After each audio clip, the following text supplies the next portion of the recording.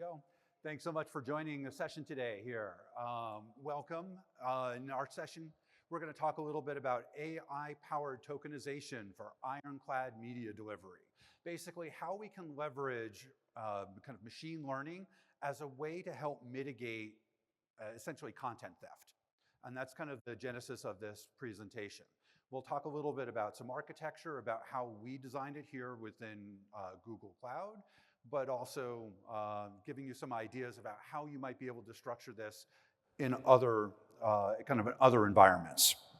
With that being said, let me just start off with a brief introduction. My name is David Reisfeld. I am a manager of our network specialist solution at Google Cloud. In the past, I was a product manager and group product manager and pre-sales engineering lead at most of the major CDN vendors out there today. My career extends over 20 years, and Dan and I go way back in our history. I'm also an amateur bridge player, an avid rower, and I am also a proud parent of a 7.5-year-old Beagliere. It's a Beagle and a King Charles Cavalier mix. She features very prominently in a lot of my test studies. So that being said, let's talk a little bit about what's the problem here? Why do you even care about video piracy? Well, over $29 billion a year are essentially lost due to video piracy. This number is actually low. So like Dan in his opening remarks was talking about how data can somehow be manipulated here. So the data that I'm pulling here is from the US Commerce, and this is a couple of years old. So this problem isn't 29 billion, it's probably larger because the data is older that I'm quoting here, but it's also not quoting any other international impact on this. This is just domestic US impacts here. So it's a big problem. So why worrying about solving the video piracy in the first place? Well, obviously there's loss of revenue, right? We're losing top line revenue because we're losing content, but also there's a cost of delivery. You need to actually deliver this content and you're not able to monetize it. So this is why we actually care about this as an issue. So simply, well, just stop it. It's that simple. Stop it. How do we block the bad actors, though, becomes the challenge. So we need to identify who the bad actors are.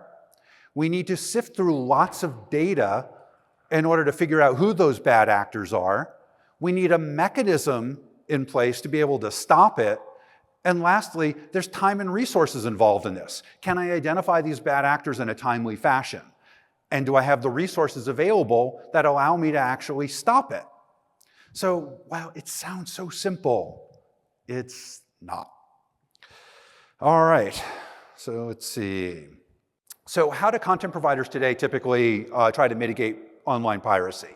This is not designed to be kind of an exhaustive list, but this is just some techniques that are out there that people have used. So we monitor known pirate websites. We try to see, ooh, we have these bad URLs, we should go take those down, all right? We manually go through and process reams and reams of log information. We also try to rotate access keys to try to get one step ahead of the bad actors here, right? Again, none of one of these are really a silver bullet unto itself, really. It's about a combination of things. And it's still challenging. They're still getting through. So let's talk about how we could try to automate this problem to try to make it go away. In particular, what we're really trying to highlight in this session is how can we use machine learning as a mechanism to help with this process. So if we just start about the basic process, the workflow process for token revocation.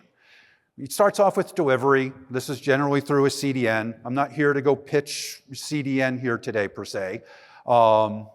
We then have the logging issues here. We need to be able to detect the bad actors, and then we need a way to revoke and invalidate those tokens. So this is a basic workflow. This isn't vendor specific. This is just the steps of the process. So now translating this over to what we can do inside the Google Cloud environment, the token revocation process starts with the delivery. In our particular case, it is a service offering that we call Media CDN. This is the same CDN platform that's used by YouTube and the Google Play Store. It is designed for large-scale live and on-demand and software download deliveries. Added to that, then, we have a logging facility.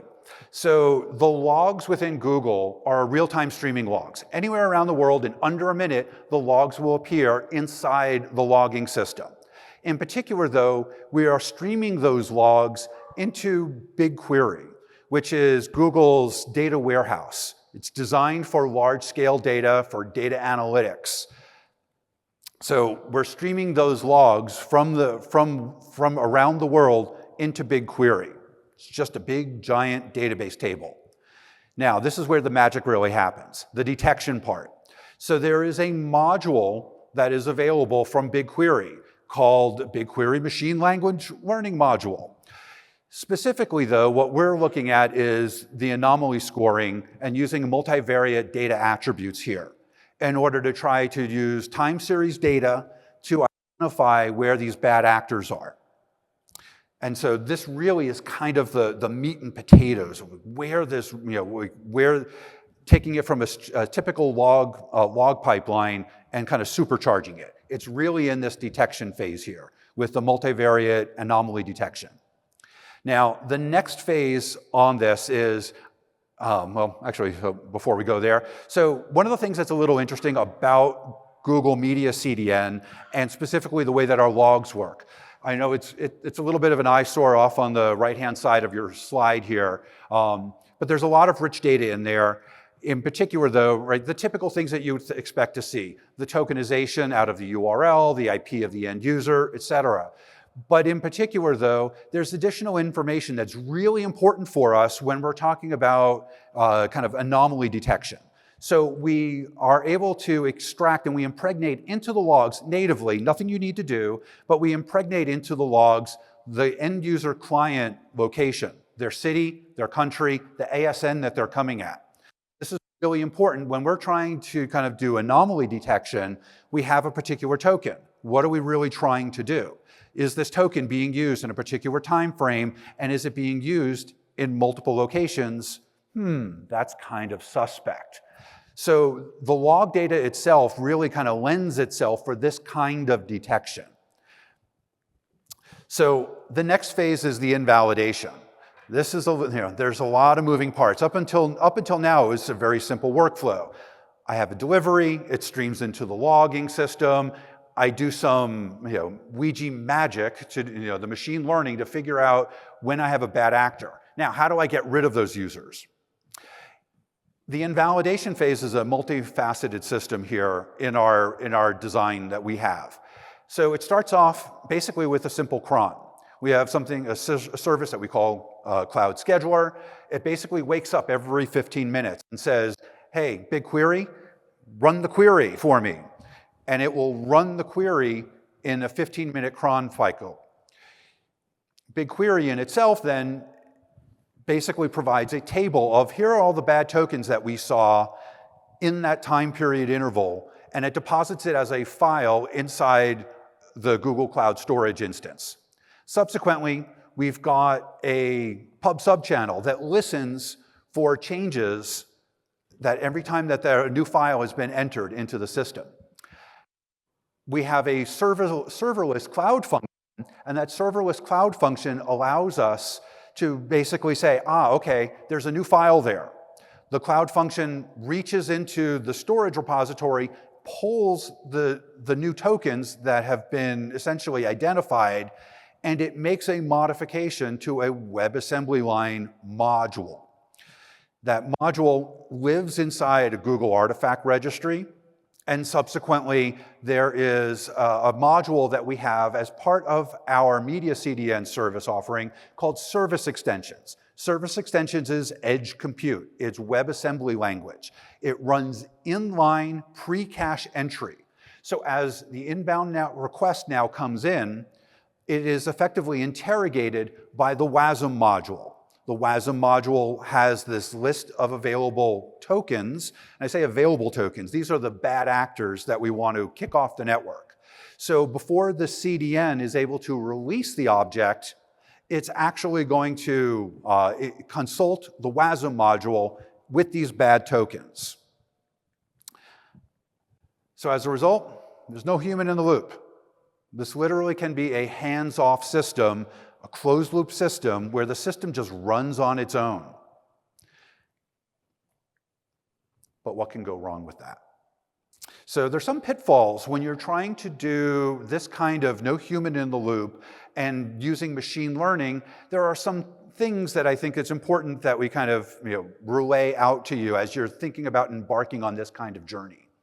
So number one, let's talk about time intervals, right? The duration of the playback token. Is the token a 1-hour token? Is it a 24-hour token? The impact there is how much data do we need to crunch in order to try to identify in what span of time. When we're dealing with like a live event versus a VOD event, right? I've got a live event, it's a 90-minute, give or take, right? A 90-minute event. So if I'm running a cron job every 15 minutes, is that good enough? And the answer is maybe. Depends on what your time tokens are. But if I'm doing a VOD that has a 1-day time to live, the time token and doing it in a 15-minute interval, well, what's the time duration that I'm looking at to essentially examine bad actors, right? It becomes a big issue with the data crunching. Lastly, the pipeline on this, right? So there, in our diagram, there's a lot of moving parts in there, but the pipeline can only run as fast as the weakest link in that chain. So you need to kind of examine when you're doing this, even though you might want to go faster, you might not be able to go faster because of one of the components in the chain. You might not be looking at the right metrics. So many customers will start by looking at just tokens and doing a token count and time. That can be very effective, but it might not be looking at very important data that you might be overlooking, like geo or ASN value. Right? I have a particular token. The token is good, say, in the United States. Now, all of a sudden, that token appears in a location outside of the United States. That's my bad actor.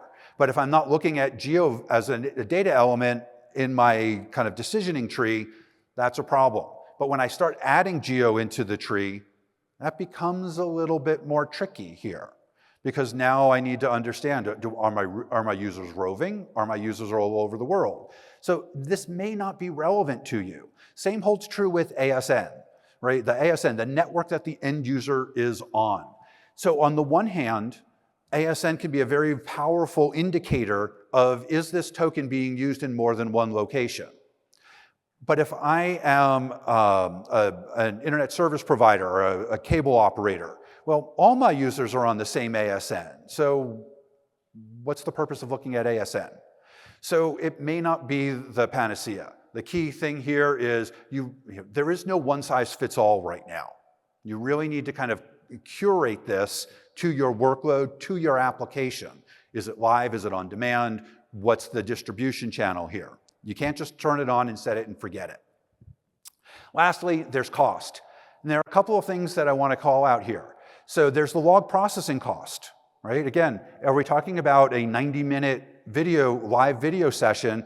The amount of logs that we're processing is very short in duration, relatively speaking, if we're talking about a live linear versus a VOD on-demand session here. The issue there, though, is the longer the duration, the more potential, in terms of the time window is going to be longer and larger, which means you're going to have more logs that you need to retain. It's also going to take more time to process to that. The other aspect of this is, let's be realistic. There's a multi-CDN world out there when it comes to delivery. You're not using a single source supplier here. So now, what do I do for my other vendor logs that I'm doing? Do I feed them into the system? How do I feed them into the system? How do I align those log lines to the way that Google represents log lines in the machine learning model? So you need to do a normalization process as part of this. What's the time span that you get the logs from the other vendors? Are they also streaming log lines? Not every vendor offers that. So these are some of the things that, as you're trying to decide, is machine learning the right tool for you, these are some of the pitfalls you need to be aware of. The log storage, talked a little bit about that, but it's also the cost to actually run the invocation process. You know, all of these systems don't come for free. You want to run the machine learning off of BigQuery? That's great.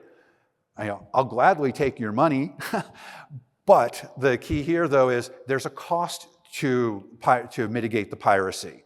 Just as much as there is a cost to having piracy, there's a cost to actually mitigate it as well.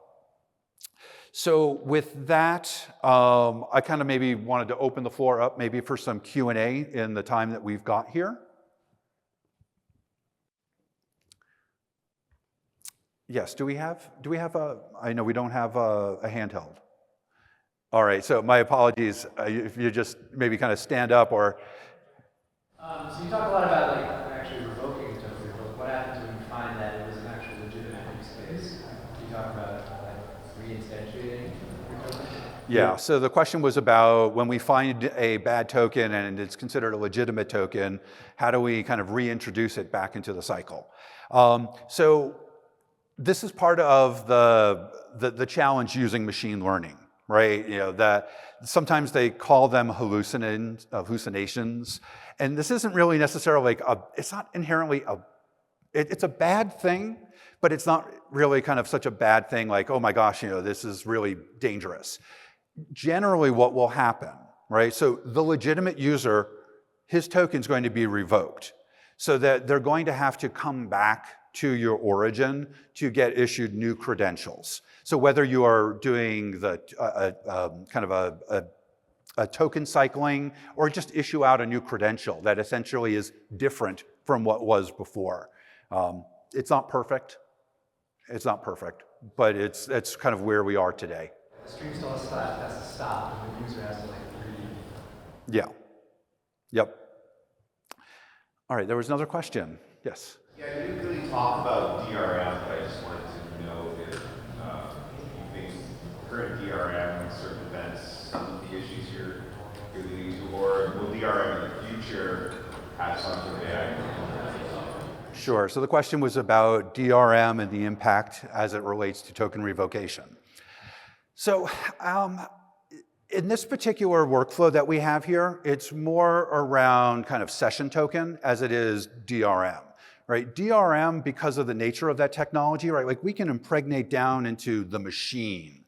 And so the token revocation isn't really, like this method that we're talking about here isn't really addressed on the DRM front, right? Because I think DRM inherently has protections that go above and beyond. What we're really talking about here are more time-based tokens, right? So time, path, maybe it's IP or geo elements that are impregnated into some kind of asymmetric or symmetric token that is used for credentialing for end users, not DRM. All right, any other questions that we've got here? If not, then I want to thank you then for joining on our session here today. I'll be available kind of off to the side if you've got any other personal questions you want to ask about your solution. But once again, thanks for attending.